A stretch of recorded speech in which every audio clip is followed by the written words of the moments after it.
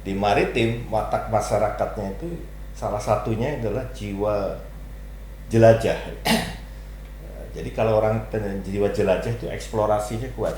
Kalau memang misalnya di Sumatera atau di sebagian Sulawesi, di Maluku Utara ada watak wilayahnya itu kondisi fisik lingkungannya dominan maritim, itu kan tidak pernah eksplorasi jiwanya. Itu kan berarti ada jiwa yang juga melekat, perilaku kolektif itu yang rasa ingin tahu, berani beresiko, dan biasanya punya dorongan kuat keluar dari habitat daerahnya sendiri. Kebanyakan kita kan hanya jangan sampai mengulang sejarah atau apa ya, tapi kan itu buat orang yang nggak belajar sejarah. Tapi kalau yang belajar sejarah, dia bukan hanya mengantisipasi atau mencegah terulangnya sejarah yang nggak bagus itu, tapi juga melahirkan orang-orang yang bisa membuat tindakan dan keputusan bersejarah.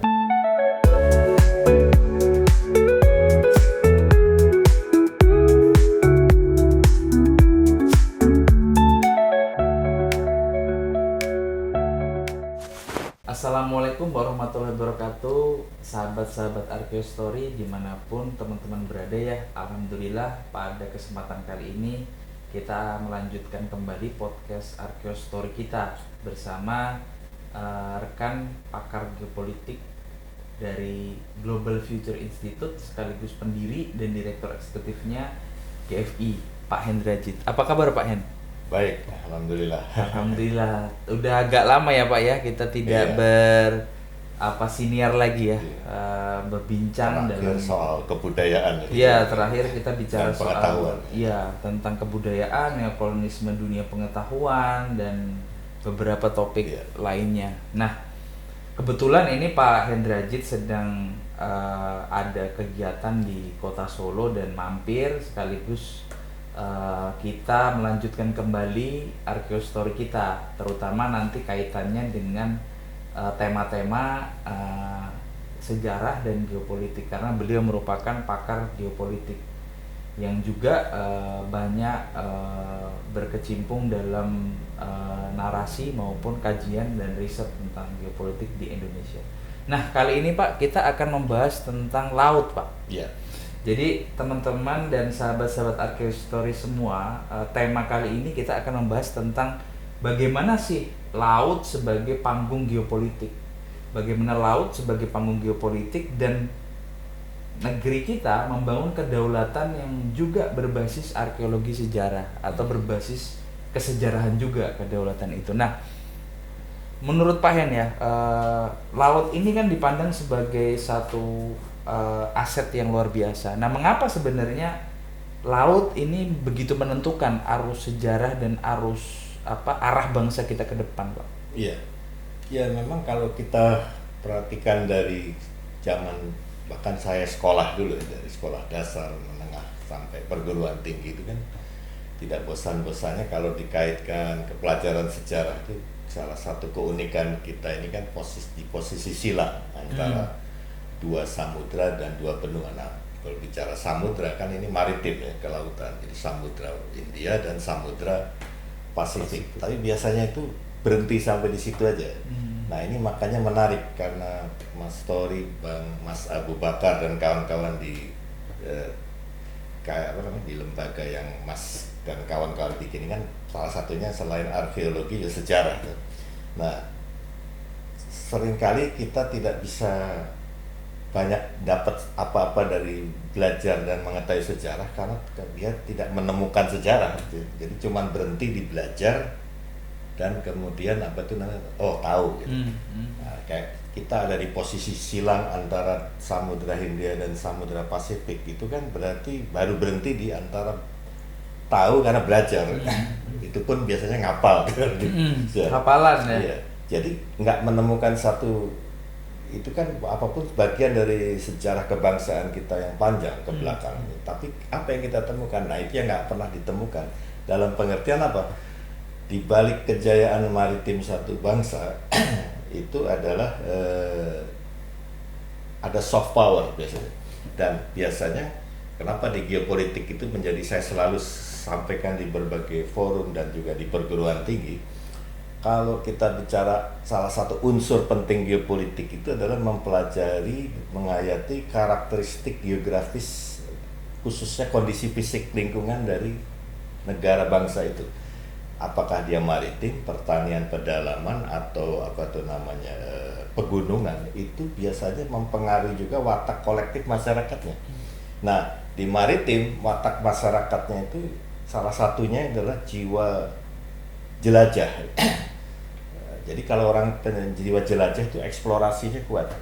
Jadi kalau Anda Mas Tori lihat Australia itu kan selalu dianggap yang menemukan itu katanya salah satu kapten kapal Angkatan Laut Inggris, James Cook. James Cook, ya. Tapi kan nggak pernah ditemukan sesuatu. Yeah. Kenapa James Cook? Karena di dalam diri James Cook itu dia melibatkan unsur lain juga yang punya benang merah yang sama dalam jiwanya, yaitu jelajah, yaitu ilmuwan-ilmuwan yang lagi penasaran dengan temuan-temuan baru, atau yang terutama bergerak di geografi. Kayaknya ada daerah yang lama ini belum kita tahu, harus kita cari tahu ya, dijelajahi apa segala macam. Nah itu kan dari kombinasi antara penjelajah keilmuan sama di militer, tapi yang jiwa eksplorasinya memang mungkin ambisi geopolitik lah ya, para tentara. Nah jangan lupa juga kayak Charles Darwin itu kan baru belakangan last minute dia ikut gabung di HMS Beagle itu kan, yang akhirnya 5 tahun menghasilkan sesuatu ya, bahkan jadi teori dia. Tapi ini kan gabung juga ke Angkatan Laut yang diajak sama kapten kapal yang semodel James Cook juga. Jadi ini kalau kita belajar dari negara-negara yang dulu jajah kita ini adalah biasanya melekat antara jiwa eksplorasi jelajah dengan kolonialisme ya, dengan ilmu pengetahuan. Nah ini kolonialisme jabaran dari ini tadi. Nah kalau di kita, pertanyaan awal Mas Tori tadi, gimana dengan kita yang memang katanya maritim itu kan? Nah ini problem di kita tidak pernah dijabarkan. Kalau memang misalnya di Sumatera atau di sebagian Sulawesi, di Maluku Utara ada watak wilayahnya itu kondisi fisik lingkungannya dominan maritim, itu kan tidak pernah eksplorasi jiwanya. Itu kan berarti ada jiwa yang juga melekat, perilaku kolektif itu yang rasa ingin tahu, berani beresiko, dan biasanya punya dorongan kuat keluar dari habitat daerahnya sendiri gitu. Nah ini nggak pernah terbangun di dalam jabaran ketika sumber daya manusia harus dikaitkan juga dengan modalitas lain. Karena tadi kan Mas Tori bilang di maritim itu selain panggung, dia juga sumber daya kan, tapi juga jalur perdagangan, artinya lokasi geografis. Itu memang 3 hal itu melekat di dalam kemaritiman. Lokasi geografisnya di mana, atau letak antara itu tadi dua samudra dan 2 benua ini kan berarti kan dia lokasi geografis aset ya. Ini juga nggak pernah dipetakan secara ini. Nah terus kedua, di dalam konteks sumber daya itu kan berarti nggak hanya sumber daya alam yang baik di atas permukaan laut maupun offshore ya, yang lepas pantai yang di bawah laut ya, yang juga kekayaan alam, tapi juga nggak kalah pentingnya itu kan pemetaan SDM-nya juga. Nah itu kan dari maritim itu penting. Nah ini bedanya kita di Nusantara dengan yang dulu para penjajah. Mereka setelah dia sadar bahwa memang mereka maritim, jalur instrumen yang belakangan jadi instrumen kolonialismenya, tapi kan dia mengenali dulu watak itu.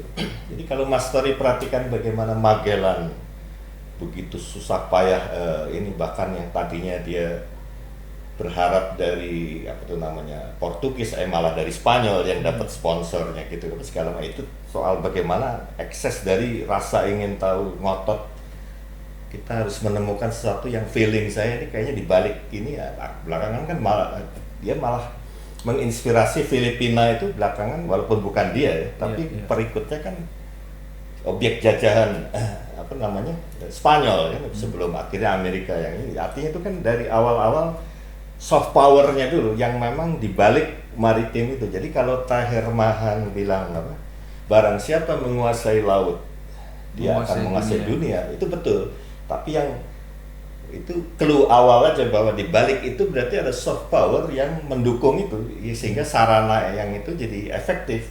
sebagai sumber daya, sebagai panggung politik, bahkan juga sebagai jalur perdagangan yang kemudian di laut. Nah, makanya di laut kita jaya itu dalam pengertian negara-negara kolonial itu kayak Cornelis de Houtman ya awalnya perintis rempah-rempah ya, tadinya kan juga nggak tahu dia ternyata kaya ini kan gitu. Nah itu baru belakangan Jan Peterson Kuhn yang menindaklanjuti gitu. Ya, itu mungkin gambaran awalnya Bang. Iya, jadi seperti yang sudah disinggung Pak Hen tadi, memang laut sebagai panggung geopolitik, perebutan jalur perdagangan, sumber daya, bahkan pengaruh ya Pak, sphere of influence. Nah,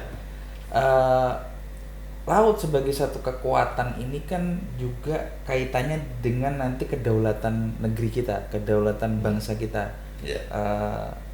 Indonesia dalam konteks sejarahnya memang selalu ibaratnya sering disebut sebagai negara maritim, atau bahkan ada yang menyebut juga negara kepulauan. Nah, konsep negara maritim dan negara kepulauan ini kan satu konsep yang cukup wacana yang cukup diperdebatkan. Kemudian dalam konteks presiden kita sebelumnya, Bapak Jokowi kan juga sempat membuat Global Maritime Fulcrum, poros maritim global bersama China dan beberapa negara besar begitu Pak. Betul.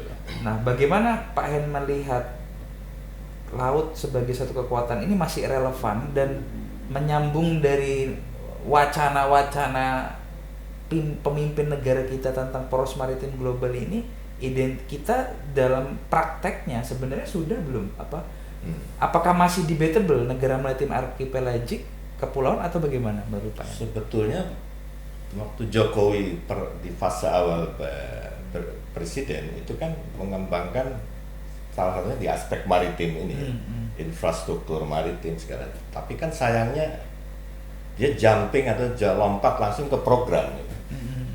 Jadi nggak nyambung antara mendayagunakan potensi-potensi kodrat geopolitik kita yang kebetulan di daerah-daerah yang memang dominan maritim, kan kebanyakan malah di luar Jawa tuh. Tidak dikaitkan juga dengan mengembangkan, memberdayakan budaya bahari yang memang melekat di dalam kondisi fisik lingkungan daerah-daerah yang memang dominan maritim tadi itu. Karena itu tadi kan kita kalau bicara budaya bahari, otomatis kita akan mengkondisikan juga, selain memang katakanlah memang program infrastruktur maritim juga penting ya, tapi ya itu kan harusnya jadi momentum juga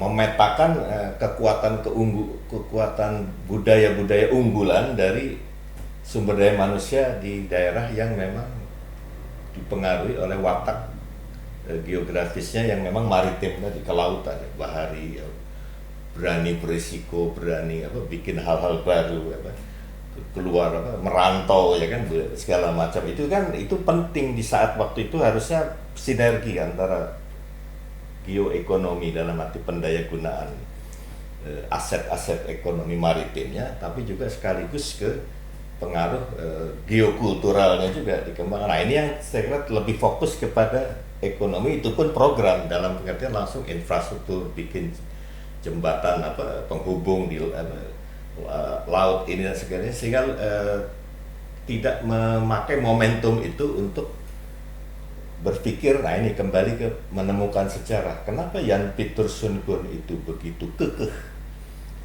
menguasai Banten misalnya gitu. Dan itu sarana instrumen kolonialismenya kan maritim, dalam pengertian tiba-tiba dia bisa menemukan sesuatu yang orang nggak pikir di raja-raja Jawa, apalagi yang di Jawa Barat dan Banten yang waktu itu menjadi orbit dari seluruh Jawa Barat. Kenapa kok dia ambil Batavia, yang Sunda Kelapa, yang boleh dibilang dua tanda kutip pelabuhan kecil dibanding pelabuhan Banten yang waktu itu terbesar di Jawa Barat. Nah, karena dia bisa memetakan hal yang, menemukan yang umumnya nggak pada tahu kan, bahwa itu bisa menjadi instrumen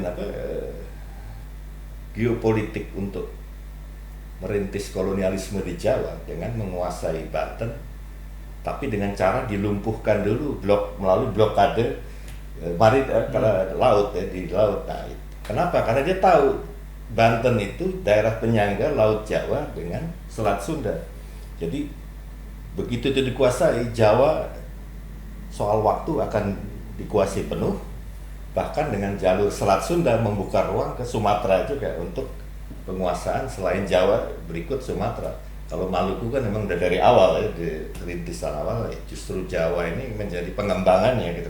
Nah itu kan jalur maritim, panggung dan lokasi geografis jalur sebelum ini yang dia lumpuhkan jalur perdagangan Banten itu kan. Berarti ya itu setelah itu baru karena dia merasa sudah lemah Banten itu baru militer menuntaskan gitu. Ya jadi kan pihak-pihak penjajah itu yang lebih tahu daripada kita sendiri. Nah ini kan artinya temuan buat kita. Apa yang bisa kita temukan dari sejarah, dari cerita masa silam ini kan, kita bukan bermaksud nostalgia romantis ya, justru ini pelajaran. Oh ya, berarti harus nyambung kalau mau memberdayakan maritim, kita harus memikirkan watak kolektif masyarakat di daerah maritim itu juga harus kembangkan seperti apa supaya menjadi negara daerah maju tapi jadi jati dirinya. Nah itu yang makanya dalam konteks lain Cina waktu pergeseran dari Mao Zedong ke Deng Xiaoping awal 70-an itu akhir 70-an itu dia mulai berpikir wah kita harus belajar dari Inggris, kenapa dulu ini akhirnya kan dia juga merebut 11 pelabuhan ini juga kan karena dia membaca peta yang benar dari daratan Cina. Wah kalau gitu nggak usah repot-repot kita serbu atau invasi, kita cekek aja 11 pelabuhan termasuk Hong Kong, Macau sekarang lumpuh gitu kan. Nah itu yang kita kalau mau menyadari bahwa kita ini punya potensi kejayaan di laut supaya tidak berhenti pada retorika Jales Peva Jayamahe. Menarik Pak, berarti kan memang mungkin kekeliruan dari yang terdahulu itu memang karena fokus jumping ke wacana dan program ya. Yeah. Kawasan ekonomi khusus di pesisir, infrastruktur, tetapi tidak membangun yang utama yaitu budaya bahari tadi ya Pak ya. Saya jadi ingat ketika dulu ada yang satu pakar hukum tata negara yang mengatakan sebelum hukum tuh bukan punishment yang penting, tetapi mengengineering untuk tertib hukum dan sadar hukumnya. Berarti kan kembali kalau kita bicara untuk menjadi satu negara maritim yang perlu ditekankan rakyatnya, warga negaranya, citizennya harus membangun budaya bahari. Nah mungkin cara secara sederhana Pak untuk bisa membangun budaya bahari itu seperti apa Pak untuk kita bisa mengarah ke sana? Ya sebetulnya di sinilah pentingnya pemetaan sumber daya manusia itu sama pentingnya dengan pemetaan sumber daya alam.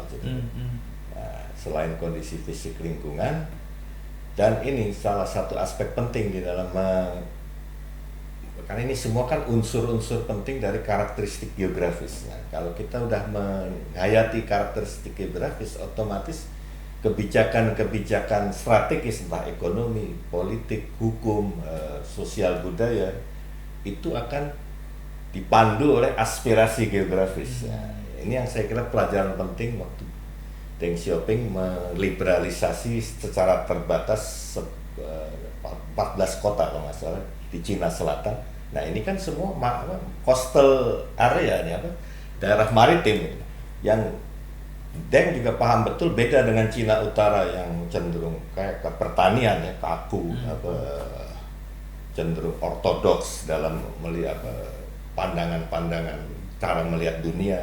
Sementara Cina Selatan ini kan praktis, kadang-kadang juga pragmatis, terus tapi kadang-kadang orang Jawa bilang merantasi, cakap dalam menyelesaikan masalah secara nggak perlu pikir rumit-rumit gitu. Itu terbangun di Cina Selatan. Nah itu yang dia liberalisasi walaupun terbatas tetap dikarenakan naik karena dia ingin maju. Nah disitulah baru kapitalisme dalam pengertian yang diambil, yang etos positifnya, jadi kerja keras, harus berani, jangan takut kompetisi segala macam. Nah, tapi kan supaya fair negara juga ngatur supaya jangan yang satu cuman punya satu kaki harus lomba sama yang punya dua kaki yang sempurna ya, dia harus dikawal juga, artinya yang lemah itu harus diprotek dan walaupun perlu didorong gitu supaya bisa imbang sama yang kuat.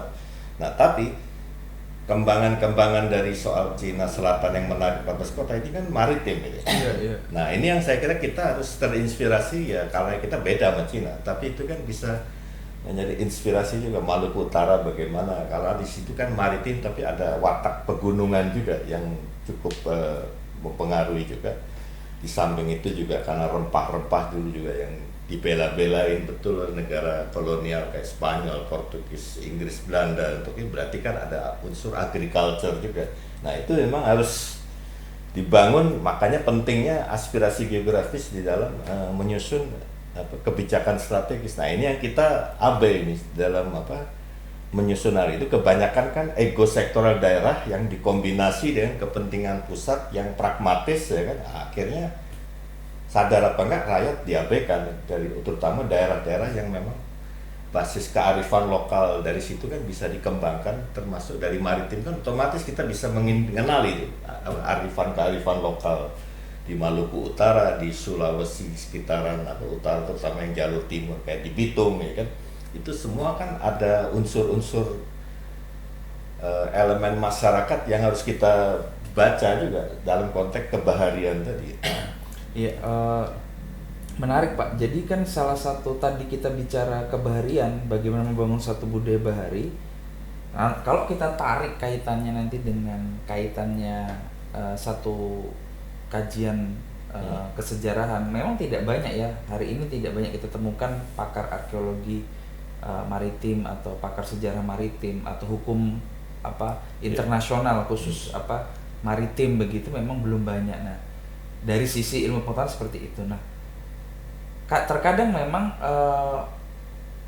seringkali ya Pak, temuan arkeologi atau sejarah yang kaitannya dengan maritim, apa underwater, di bawah laut ataupun di pesisir, itu menjadi satu klaim sejarah atas kedaulatan wilayah. Misalnya mulai bagaimana Cina membangun merunut wilayah-wilayah kunonya itu ditarik dengan peta-peta Cina masa lampau begitu, untuk membangun klaim Laut Cina Selatan itu begitu. Bahkan menurut Pak Hen, bagaimana kemudian kita membangun satu satu dasar yang kuat untuk kaitannya dengan sejarah arkeologi ini, supaya bisa memperkuat klaim kita terhadap zonasi kawasan teritorial kita Pak. Karena kan kita tahu sendiri Laut Cina Selatan, konflik Natuna, konflik perebutan teritorial itu terutama di daerah Natuna, Laut Cina Selatan ini masih bisa menjadi konflik besar. Beberapa waktu kemarin Filipina dengan Cina misalnya kan Pak. Seperti apa Pak Hen melihat ini?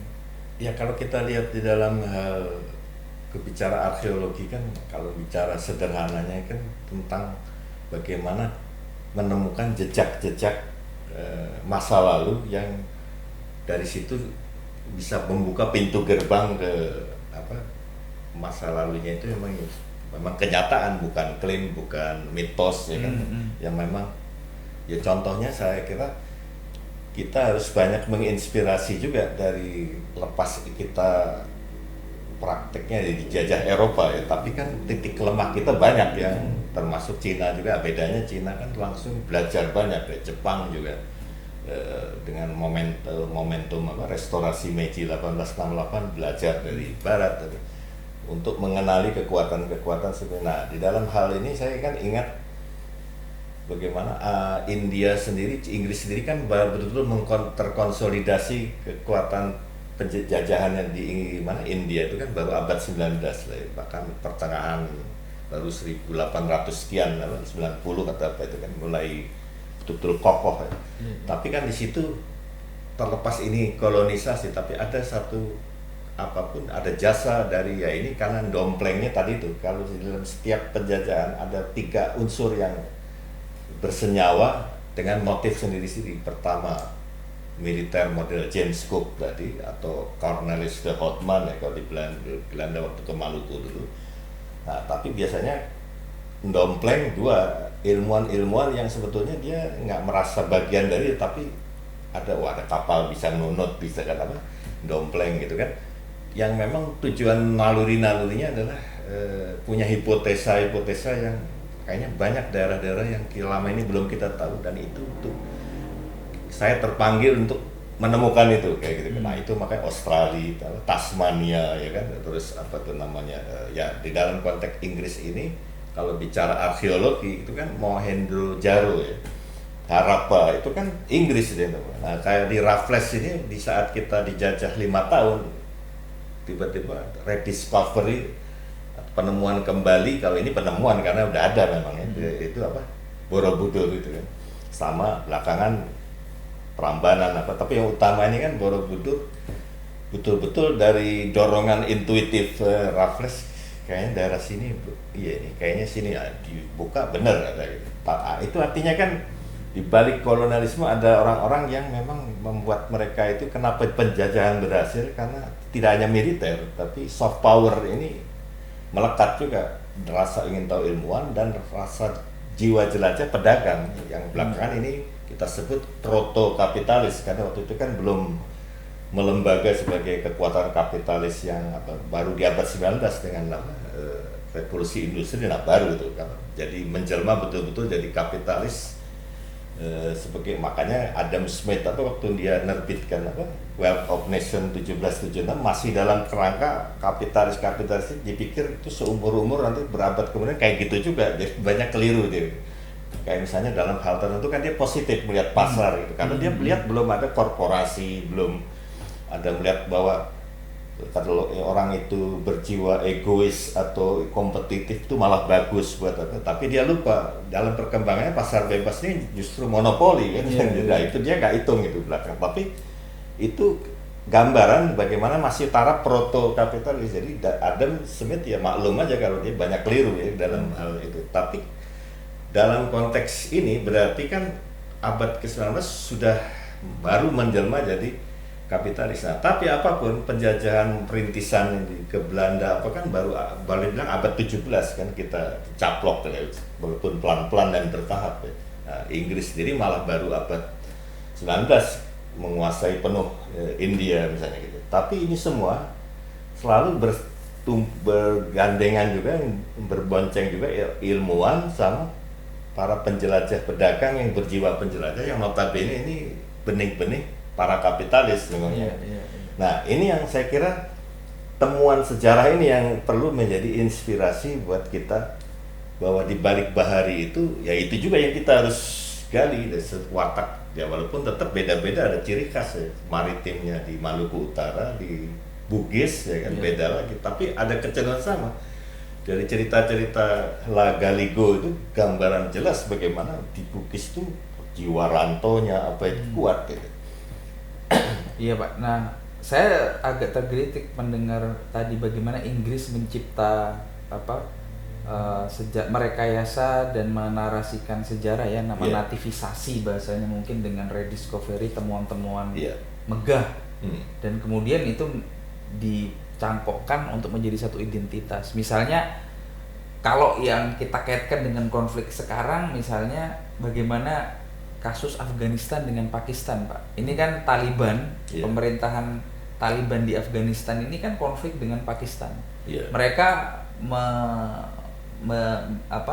berdasar pada garis wilayahnya Afghanistan dan Pakistan itu kan Durand Line, garis Durand yang itu dicipta oleh Inggris gitu loh. Sekarang kalau kita disrupsi, kita kocok ulang lagi bagaimana teritorialnya. Nah, saya kemudian melihat ini ada satu kasus di Asia Selatan seperti itu. Kemudian begitu juga ada kemungkinan di beberapa tahun ke depan di Laut Cina Selatan bisa terjadi jika ada satu letupan, maka juga akan ada potensi untuk mengkocok ulang lagi teritorialnya, kedaulatannya di mana. Karena itu kan dulu yang menentukan dulu gitu. Nah Pak Hen melihat potensi ini kan sudah terjadi nih di Afghanistan Taliban dengan Pakistan. Itu juga dinativisasi, yang Pashtun yang ini digeser ya kan Pak, dengan narasi dengan cipta Inggris ini, rekayasa cipta Inggris ini. Seperti apa Pak? Iya, pada intinya kalau kita melihat perbatasan secara geografis itu kan nggak murni apa tuh namanya, memang dari dulunya begitu. Kebanyakan penjajahan ya, sekarang contoh saja misalnya dan itu Hamka di Hasanah Lama banyak bercerita itu bagaimana ya Raffles memang menjadikan Singapura sebagai yang kelak dulu Pulau Tamasek namanya ya. Temasek ya. Temasek ya, itu memang jadi sasaran strategis memang, apalagi setelah dia kecewa dia dipulangkan dari Jawa karena ada deal baru antara Perancis dengan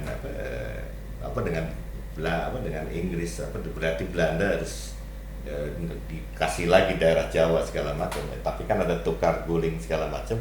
Tapi yang menarik, Johor itu tadinya kan Rio yang sekarang salah satu dari negara 9 negara bagian. Nah, itu yang dulunya cuman kan sekarang masuk Malaysia. Tapi dulu kan karena Singapura Malaysia dalam satu rangkaian terintegrasi jajahan Inggris itu kan menyatu ya. Nah, karena waktu itu ada yang memang harus dipecah oleh cara Inggris ini kan lebih halus dari Belanda yang biasanya frontal ya. Jadi misalnya Tumenggung di Singapura itu dapat ini, tapi supaya kakaknya yang merasa lebih ini Johor ini juga dikasih ya. Tapi dengan kemudian dia ke Belanda bikin deal ini gimana kalau lepas Bengkulu dapat ke Belanda. Nah jadi itu yang membuat akhirnya Johor masuk ke dalam skim kolonialisme Inggris, Bengkulu ke Belanda gitu. Nah tapi konsekuensinya kan ketika waktu itu sama-sama merdeka ya memang Johor karena pisah, akhirnya Malaysia sama Singapura pisah, dia ikut ke Malaysianya. Tapi di dalam konteks waktu itu ini kalau kita bicara asal muasal sebetulnya kan dari Indonesia Johor.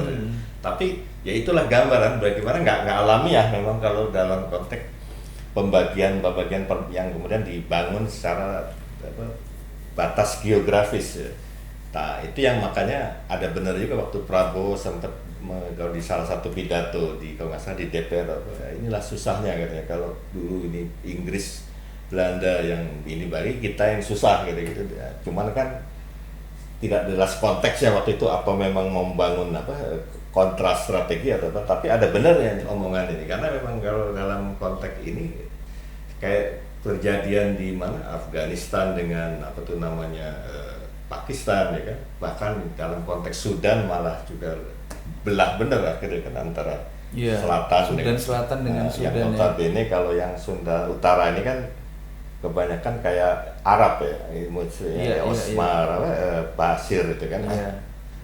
Sementara kalau yang selatan ini yang selatan Sub-Sahara ya, Sub-Sahara. Karena ini artinya itu memang kolonial punya ini bukan hanya dulu, sekarang pun masih dalam konteks seperti itu. Nah ini yang saya kira kalau kayak seperti ini kan kita harus imajinatif di dalam konteks ini, apalagi kalau menyangkut yang terbelah ini wilayah-wilayah yang sebetulnya dominan maritimnya kuat ya.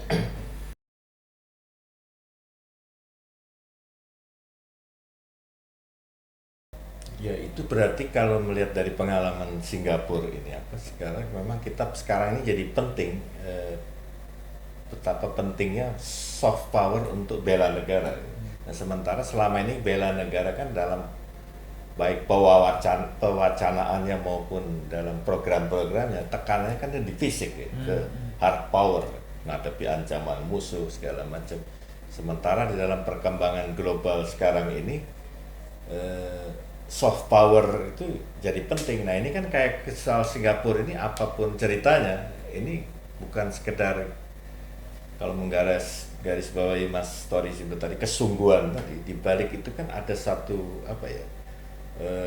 kemampuan mengelola pengetahuan itu untuk melahirkan orang-orang yang inovatif dan kreatif di dalam bidangnya masing-masing. Nah ini pengalaman Cina membuktikan bahwa dia menyadari itu ketertinggalan mereka. Nah ini yang membedakan kita sama Cina yang dulu sebetulnya tahun 60-an sama-sama terpuruk oleh alasan yang berbeda.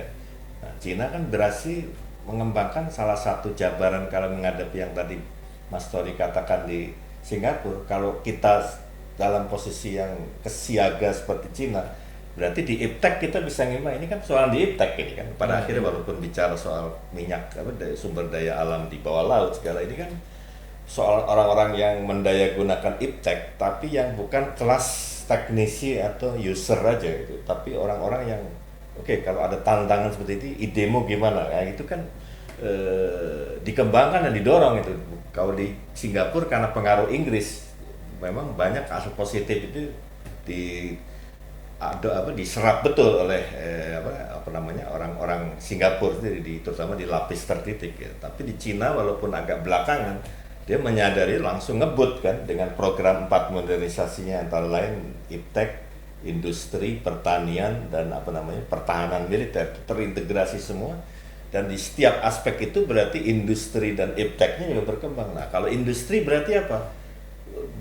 Bukan hanya daya cipta, daya temu sebenarnya untuk menemukan hal-hal yang dia tidak tahu sebelumnya. Itu yang, tapi intuisi dia kuat untuk ini sebetulnya walaupun belum kita temukan bukan berarti nggak ada ini, kira-kira gitu. Nah itu yang akhirnya muncullah temuan-temuan. Nah itu yang membuat dia maju lebih cepat dari kayak Singapura dibanding kita, karena di bidang-bidang maritim pun menuntut orang-orang yang sekaliber itu. Nah di kita ini kan masih taraf bangga dengan klaim sejarahnya soal kita kaya di ini, baik di atas permukaan maupun di dalam laut, bahkan menyatu laut itu memisahkan tapi juga menyatukan antar daerah ya, tapi tidak pernah dikembangkan untuk mengilhami dari sejarah kelautan kita itu untuk ke arah SDM yang bermutu tinggi ya. Nah, itu yang saya kira perlu kita belajar banyak dari negara lain juga, supaya kodrat geopolitik kita ini betul-betul nyambung dengan perkembangannya. Jangan kayak sekarang kan kita kaya garam, nah itu kan bicara kekayaan laut ya, tapi malah impor garam misalnya gitu kan. Nah itu kan paradoks antara yang diucapkan dengan yang dilakukan itu paradoks ya Pak. Paradoks. Nah ini kan hal-hal yang sebenarnya clue ini harusnya ada something wrong nih di dalam pengelolaan sumber daya manusia. Makanya saya bilang selain SDM yang terkait dengan watak geografis masing-masing daerah harus dibangun untuk menjadi input kebijakan-kebijakan pusat maupun daerah itu muncul gitu.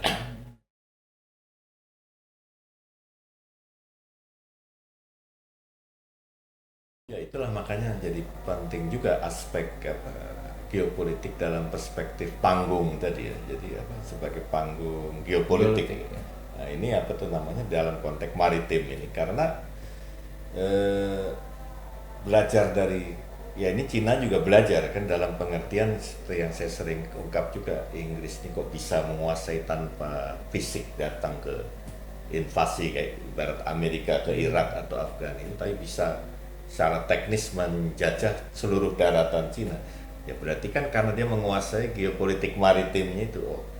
Yang kita sekerap Cina sendiri belakang baru yang kau lihat alurnya inilah yang kita nenek moyang kita sebut dulu jalur sutra, Silk Road Maritime gitu. Makanya itu yang mengilhami Cina membangun Silk Road Maritime Initiative yang intinya idenya itu kan mendayagunakan keunggulan geografis jalur sutra yang membentang dari Cina ke Eropa itu, baik jalur utara melewati Asia Selatan, Asia Tengah dan Afrika, maupun yang jalur selatan melewati Selat Malaka, pintu gerbang ke arah Samudra Hindia gitu. Itu yang kemudian lintasannya adalah negara-negara yang kita kenal sekarang ASEAN, termasuk Indonesia, Filipina, Singapura dan sebagainya. Itu baru dibangun kerjasama yang kebijakan ekonomi perdagangan gitu.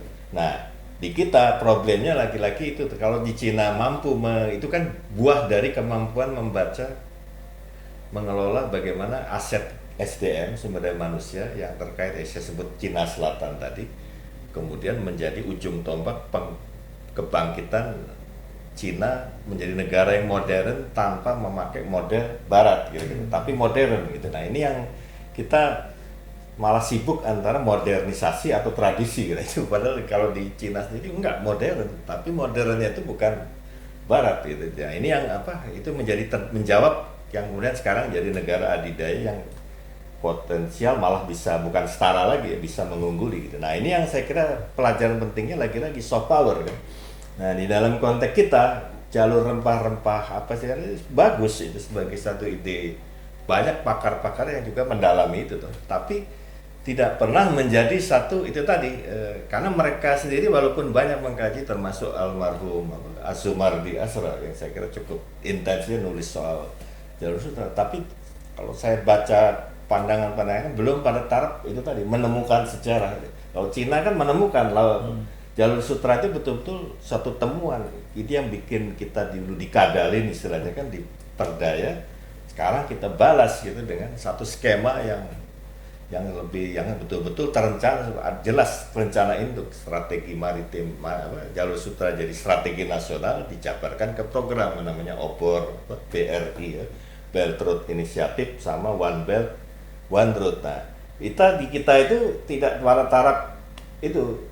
Oke, strategi itu nanti jadi strateginya seperti apa? Nah, itu kan jalur sutra. Terus titik-titik ininya mana? Kalau tiket Cina sederhana, jalur utara kemana, rutenya jalur selatan kemana? Itu yang kita bangun misalnya rajutan kerjasama ekonomi perdagangan yang berarti di kepala para elit Cina mungkin itu juga bentuk dari seperti Amerika lakukan juga, tapi kan caranya soft power, non militer gitu. Nah, kebetulan maritim yang kebetulan menjadi aset geopolitik dari Cina. Nah, kita itu di dalam konteks jalur rempah masih pada taraf dua tanda kutip romantisme, romantika ya. Jadi belum pada tingkat menangkap substansinya ini menjadi satu kebijakan strategis gitu.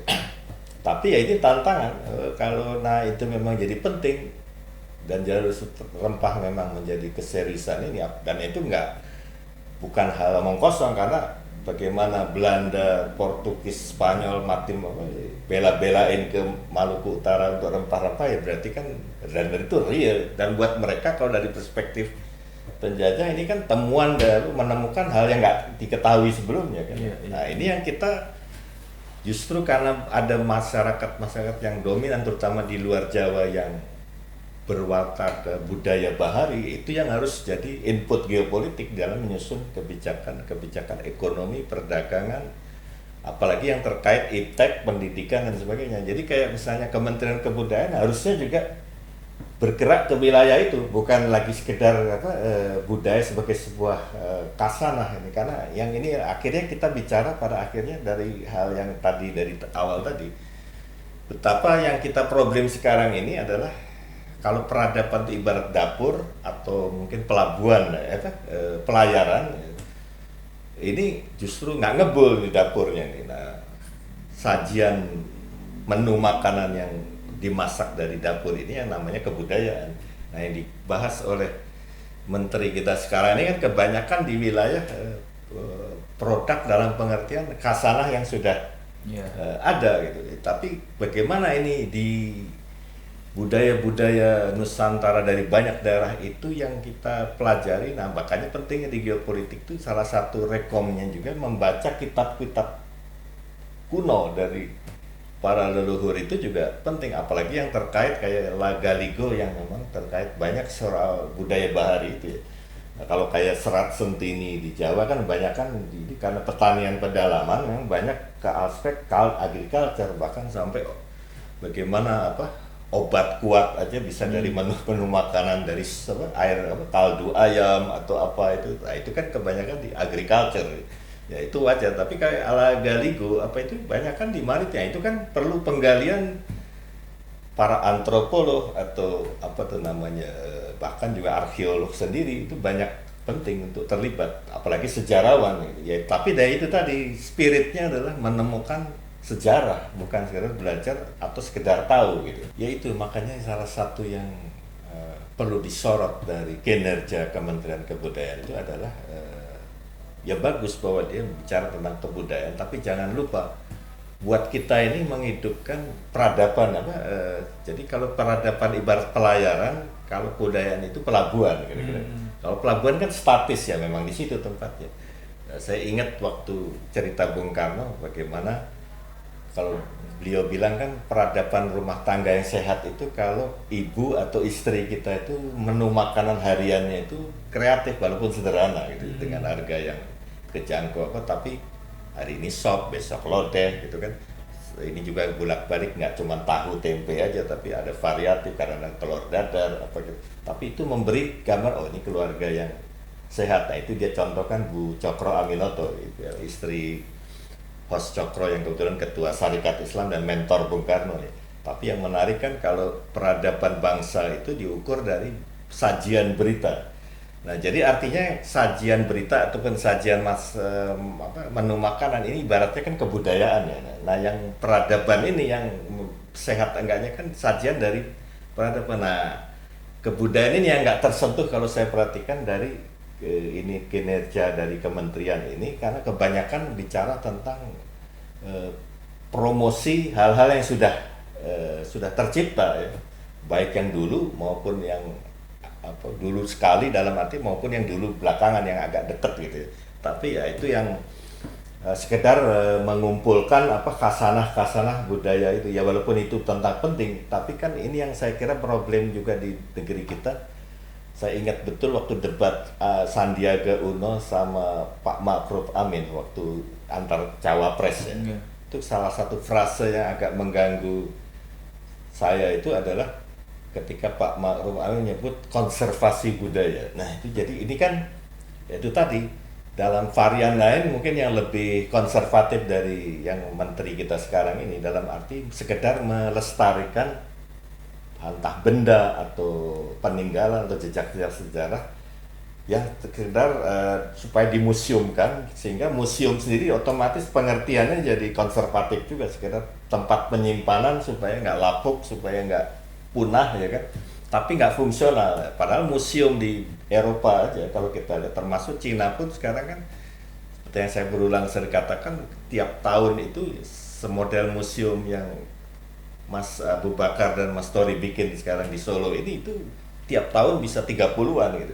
Artinya ada itu tadi, bukan sekedar belajar dan tahu sejarah, dia menemukan itu sesuatu ya. Kalau kaitan jejak ini, wah ada alat memasak yang mungkin bisa mengilhami orang-orang zaman sekarang nih yang modern nih, bisa dialog melalui benda-benda itu. Nah, dia museumkan gitu. Jadi museum itu menjadi lembaga yang nggak beda kayak perpus ya, kayak perpustakaan untuk kajian, untuk menginspirasi temuan-temuan baru atau memetakan fakta-fakta sejarah masa lalu terkait ke peninggalan-peninggalan itu. Nah, kalau kita kan museum tuh betul-betul kita museumkan aja, artinya itu tidak fungsional ya. Padahal harusnya kan kearifan-kearifan lokal dan yang berbuahkan karya khasanah itu yang harus jadi alat kita berhadapan dengan kekuatan luar ya, kekuatan bahkan kalau perlu kekuatan ekonomi kuat gitu. Nah, Cina mengembangkan itu, India udah mulai juga kan mengembangkan itu. Nah, ini yang saya kira di kita juga, karena apa? Nggak cenderung absen dalam arti karena kebudayaan berhenti sebagai satu yang pada dasarnya itu hanya sajian makanan, dia lupa intinya di dapurnya. Nah, dapurnya ini yang nggak ngebul.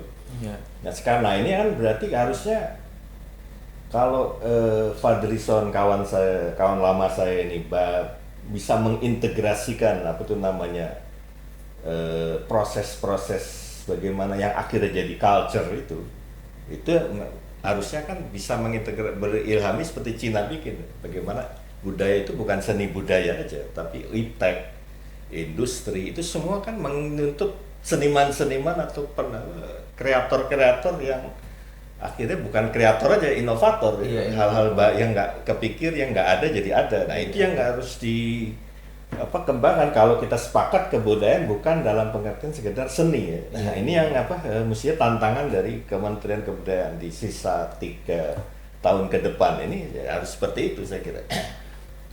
Saya khawatir kalau sampai pada taraf ini yang harus bisa menjawab itu adalah dari sektor pendidikan. Jadi harus ada reorientasi di dalam menyusun politik pendidikan ya.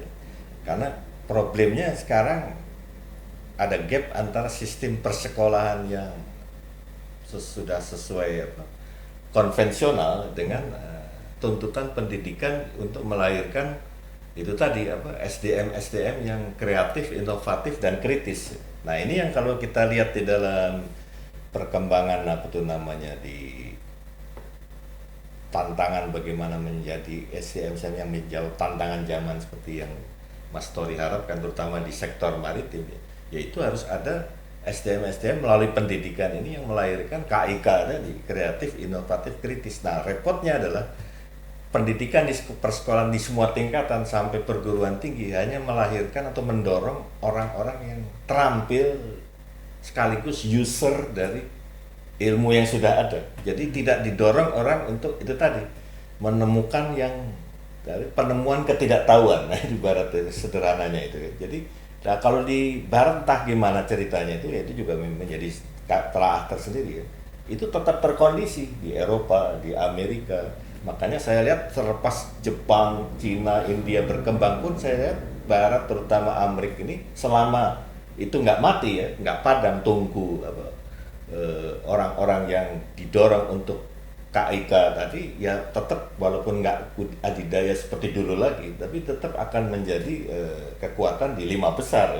Nah di problem di kita saya kira harus ada reorientasi pendidikan itu kalau ini bagian juga integral dari kebudayaan kan atau melahirkan peradaban supaya lahir dapur ngebul tadi itu kan dari pendidikan.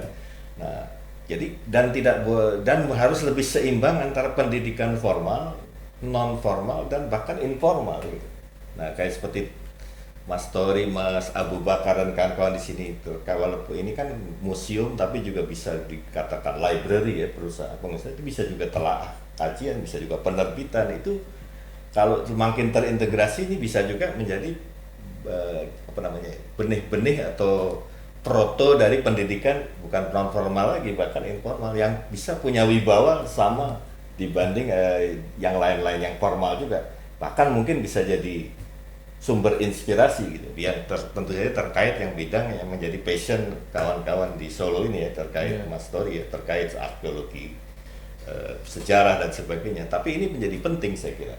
Iya berarti memang bagaimana mereorientasi pendidikan kita membangun satu SDM yang punya watak kreatif, inovatif dan tentu kritis saja tadi kritis, ya. Ya. Kalau kritisnya sudah ya, iya, tapi kadang-kadang ya. dua ini yang kreatif inovatifnya masih kurang ya, kurang, Pak.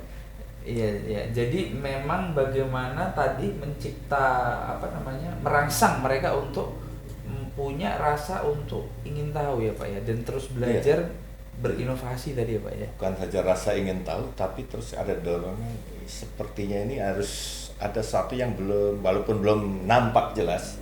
Di balik itu nyata sudah. Nah ini yang saya kira kenapa Christopher Columbus pun berangkat awalnya kan dari provokasi orang-orang yang sebetulnya awalnya debat wacana yang soal matahari atau bulan yang jadi ini tapi terus akhirnya wah kalau gitu kita buktikan aja bahwa ini bumi itu memang bulat misalnya gitu kan.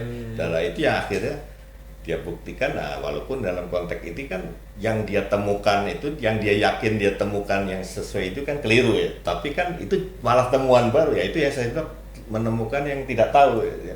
Walaupun yang akhirnya mengistilahkan Amerika kan Amerigo Vespucci tapi itu kan belakangan tapi areanya kan dia yang menjamah itu kan. Nah ini yang seperti ini nih di negara-negara yang saya kira maju dan sedang bangkit menuju dari keterpurukan maju saya kira karena menjawabnya secara itu. Nah sementara kita hanya bangga menjadi user pengguna teori ataupun ilmu yang ada walaupun dia bisa gagah-gagahan saya lulusan Harvard, saya lulusan Yale atau Oxford tapi tarafnya kalau dilihat derajatnya cuma pengguna.